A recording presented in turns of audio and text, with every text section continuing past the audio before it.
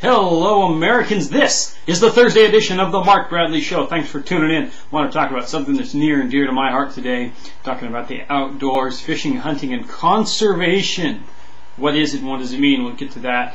I want to talk about another important issue regarding fish and the conservation of fish and how that relates to the lower Snake River dams. If you're not familiar with what I'm talking about, up here in the northwest in Washington State, there are several dams on the Snake and Columbia rivers which change the river such that ocean-going fish have a difficult time, and their survival rates have been substantially reduced. Well, and it's not even their survival rates as much, because last year a study came out of British Columbia which showed survival rates for fish on the Columbia River system were equal to or greater than that of fish on an undammed river in British Columbia. Now, there may be other factors at play there. I don't have the study in front of me. I can't verify every piece of information. However, the point is, there are a lot of salmon and steelhead that come from the rivers in Idaho, where I live, and make their way to the ocean as young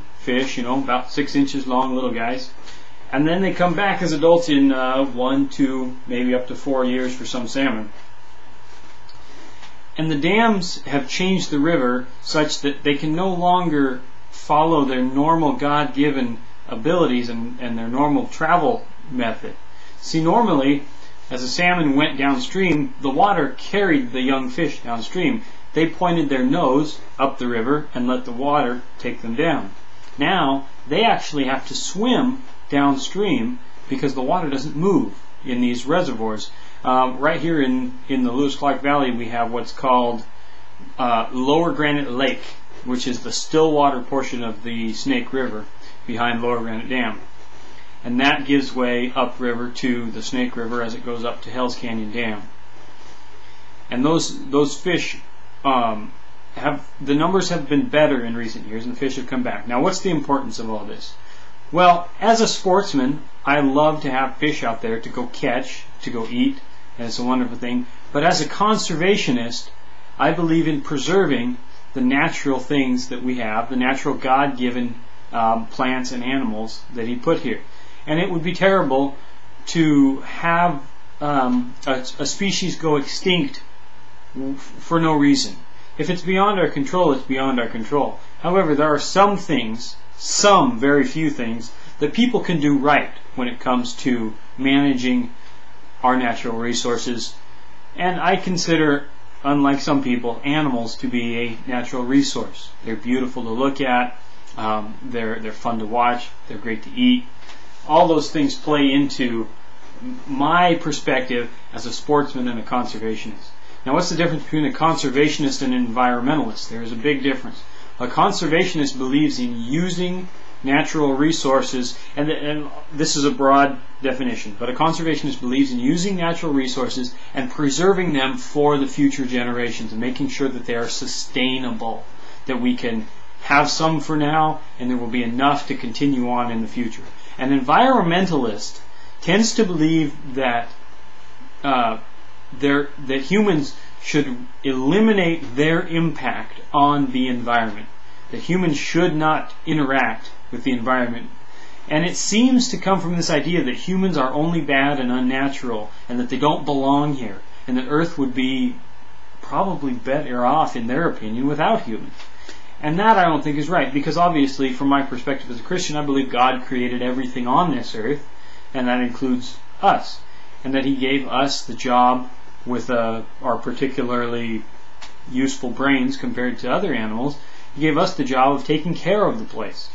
And that's why I believe in conservation, and I believe it's such an important part. And that's why I subscribe to outdoor magazines, which also are firm supporters of conservation and believe very strongly. However, how do we balance our need for food, for example? The Columbia River dams and the Snake River dams provide an enormous amount of irrigation water to central Washington, which otherwise would be a dry, dusty ghost area. There's just not much there without water, but those irrigations make that cropland quite valuable. Without that, that would be a lot less food production, which would mean less jobs, more increased costs for food. And there's of course the ripple effect that if you eliminate all these farms, and then all the people who serve those farms, including fertilizer companies and tractor companies and dealerships and seed growers, all those people are affected. So how do we balance our need for agriculture and our need to conserve and preserve our natural resources like our salmon and our steelhead up here in the Northwest? It's a tough situation, and one that I don't have an answer to yet. I love free-flowing rivers.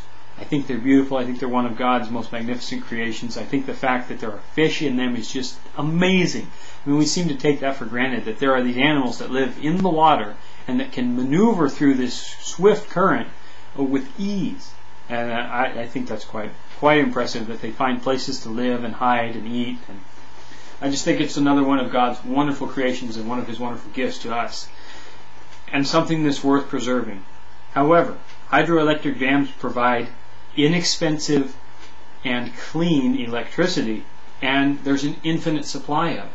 Where's the balance? Once again, America, this is our task. This is one of the things that we are so good at, is finding the perfect balance between one hand and the other, and staying centered so that we can have the best of everything. That's why America is the great melting pot. We take the best of every culture and every people that come here, and we combine them together, and we get Americans. And it's wonderful, and I'm proud to be an American.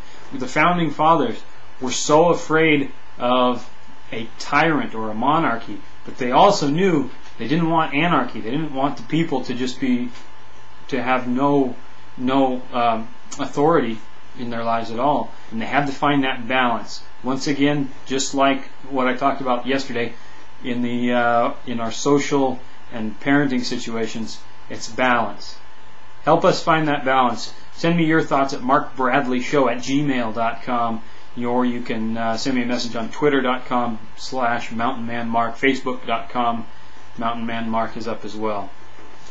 And it's easy to find me. All the shows are archived at youtube.com for your viewing pleasure.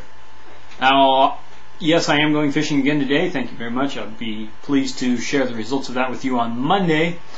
I also wanted to talk about something that's going to be an issue coming up very soon here in my state of Idaho.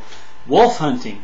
The wolf population in Idaho has grown steadily over the past 20 years since they were reintroduced in 1995.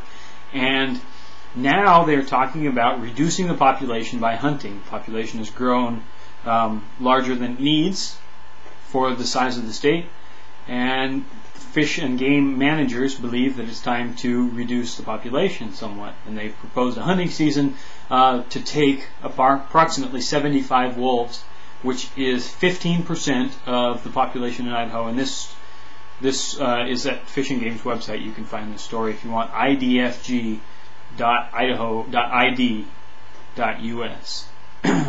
And I'll report more on that next week as that draws closer. And that's important to me in my elk hunting, because it's tough to chase elk around in the mountains with a bow. They've got a lot of experience out there, and quite frankly, I don't have as much, and I can only shoot so far. But so having as much opportunity as possible is great to enjoy the fruits of my labors out there. So wolves are very upsetting to a lot of Idahoans. A lot of people wish they were never reintroduced. I believe there is a place for them in Idaho. I believe that they can be part of the ecosystem, but they can't be left to go wild and take over. Because quite frankly, there's no predation. There's no balance for the wolves. They are a top of the food chain predator at this point. And so to keep the herds or the packs, in check is a good thing. Once again, it's a balance, like so many things in this great country. And I'm sure that eventually the right side will come out on this one, and we will find that perfect balance here in my state, and hopefully in yours as well. If you live in any of the other western states that are dealing with wolves, like Wyoming or Montana, you know what I'm talking about. Thanks for watching the Mark Bradley Show. We'll be back on Monday. Have a beautiful weekend.